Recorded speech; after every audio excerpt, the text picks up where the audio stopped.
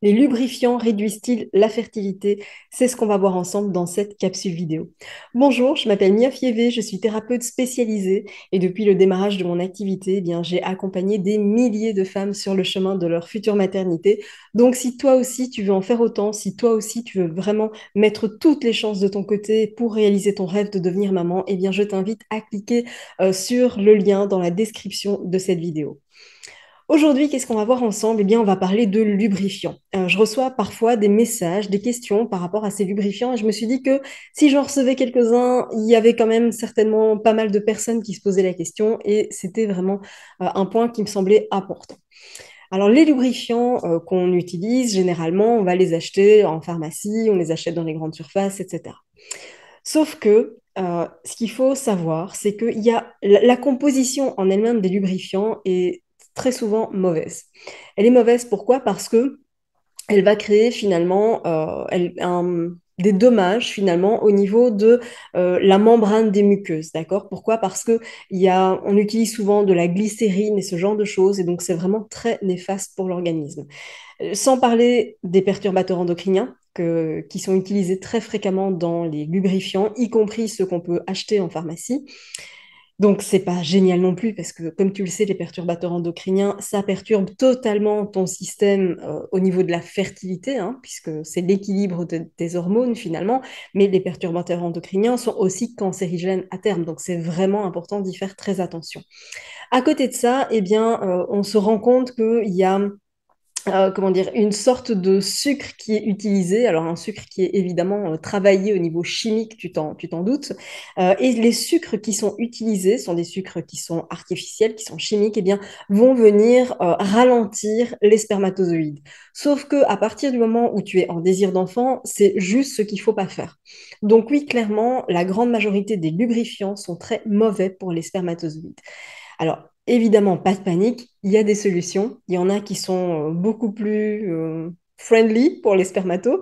Mais voilà, il faut vraiment le choisir avec grande, grande, grande précaution. Et je t'avoue que très souvent, même ceux qui se prétendent friendly ne le sont pas forcément. D'accord? Donc, vraiment, sois très vigilante par rapport à ça. Aujourd'hui, justement, moi, ce que je voulais te recommander, c'est un seul gel. À l'heure actuelle, ça reste le meilleur sur le marché où je suis sûre que c'est totalement conçu pour justement favoriser le passage des spermatozoïdes. C'est le gel lubrifiant Fertilili. Donc, je vais te mettre la référence dans la description de cette vidéo pour que tu puisses le trouver facilement. C'est un gel de conception qui a spécifiquement été développé pour favoriser justement la mobilité, la survie des spermatozoïdes dans l'utérus, tu vois. Donc, le principe de ce gel-là imite quelque part à l'identique le fonctionnement de la glaire cervicale pour favoriser le passage. Donc, c'est vraiment le lubrifiant qui est à utiliser.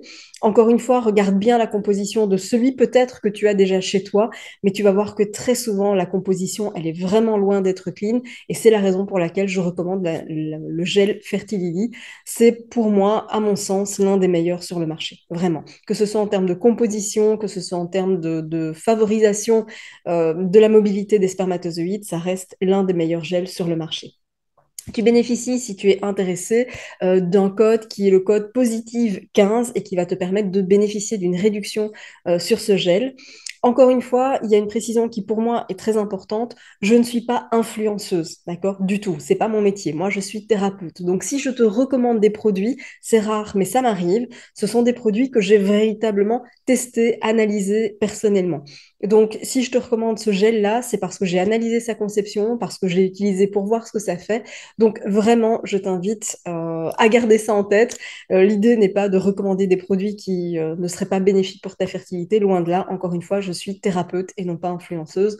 Donc les quelques produits que je te recommande, c'est parce qu'ils ont été testés, validés, approuvés par moi. Je ne recommande rien que je n'ai pas testé personnellement. Donc ça, il faut vraiment que tu le saches. Quand bien même je te parle d'acupuncture, d'ostéopathie, de n'importe quoi, tout ce que je te recommande, je le teste systématiquement. Voilà pourquoi je voulais te parler de ce gel de conception.